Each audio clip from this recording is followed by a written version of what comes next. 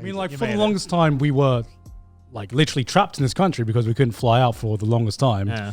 And it was only recently that the rules got changed that people who are already residents can fly out and then fly back in, you know?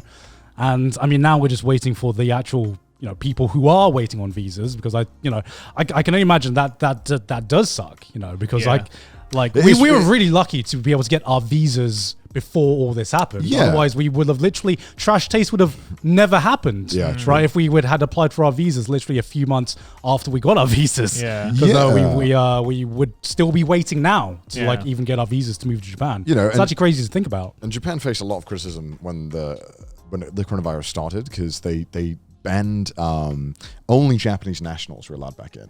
Yeah. Right? Which is like, okay, I guess that makes sense. But then they also didn't allow green card holders, permanent residents. Really? Yeah. So if you're married, if you're like me, you're British and you're married to a Japanese woman, and then you went and then you came back in, if I was married to a Japanese person, they'd be allowed in, but I wouldn't be allowed in. Yeah. Oh shit.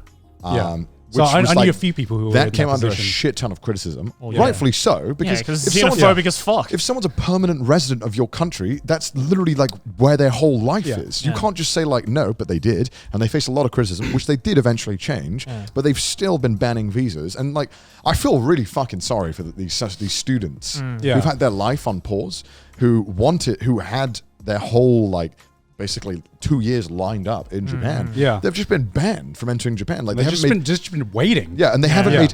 It doesn't make sense to me that they wouldn't allow some system, even if it's complicated and even if it's fucking stupid and tedious, to get in if you're a student. Yeah. Like, I don't understand why they haven't changed the rule on that. It's just Japan being Japan, you know? Yeah. It's because Japan thinks that like, oh, the foreigners, you're more likely to get it if you're a foreigner, which is just not true. Yeah, I it's just one of those things where, you know, you can go through enough precautions and you can do enough tests to make sure that like 99% of the time you'll get it so that it's good and it works. But I don't know, to me I can't fathom it why they're banned issuing any visas at all. It really doesn't make sense to me. Yeah, I don't know. It's dumb as fuck. Yeah, and like after going through that quarantine experience, like I don't believe anyone who's flying in is like spreading COVID to people. My God, they have this shit on lockdown, man. Yeah, honestly. I mean, there's like 2 tests when you get here. You need a test before. Yeah. So obviously someone did get COVID on my flight, but that was caught, and then if you test positive in the 3 days, you have to. Yeah. Like I understand it can still slip through. Yeah. But also it feels like such diminishing returns at this point to keep this rule in place. You know, I mean, it's whatever. I'm sure everyone will have a personal opinion about it and that stuff. I understand not letting tourists in. Obviously, I get that. This is like whatever. I mean, I feel like it's different levels, right? There's tourists. Which is opening the floodgates, but then there's people who are like literally waiting on a working or a student visa. It breaks my heart, man. I really feel sorry for these people who had their life lined up to come here and they've just been hanging around waiting. Yeah. I do feel so sorry for them. Yeah. It's so fucked. It's really fucked. Well, hopefully soon. I mean, the cases are going down a lot now in Japan. Yeah, I saw an article today that was like, Japan's drop in COVID cases baffles experts. But also, I heard that Japan isn't testing as much. So I mean, But I mean, it's also because like most young people now are finally fucking vaccinated here. So it's have we missed anything since we've been gone?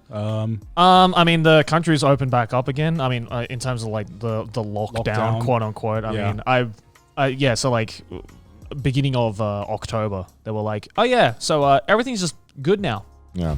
Everything's open. You can drink alcohol if you want. Everyone's like, we can drink. Are you sure? Because you said that last time, and we only did it. Times. Yeah, you did that last time. We could only do it for a week before you shut that shit down again. It was just like the floodgates were open. Everyone went out drinking, and then a week later, everyone's just like, "Well, that was a good time." Yeah, experts were like, "Yeah, that's a bad idea. Let's not do that." The Japanese government managed to do something that I think they've never done before. Test the patience of their population and piss them off. Yeah. I've never seen people get so actually angry about shit in Japan. It just doesn't happen. Yeah. But people actually got so angry about them keep extending the lockdown. Yeah, because they're so fucking wishy-washy about it as well. They're like, oh yeah, so the cases are going down. It's not 0, but it's going down. So maybe we can open it up again. Yeah. And then and then it goes back up, and they're like, well, experts are baffled. Surprise Pikachu face. Experts are baffled. How did this happen? It was going down. And the Olympics just like blew it. Oh god, yeah.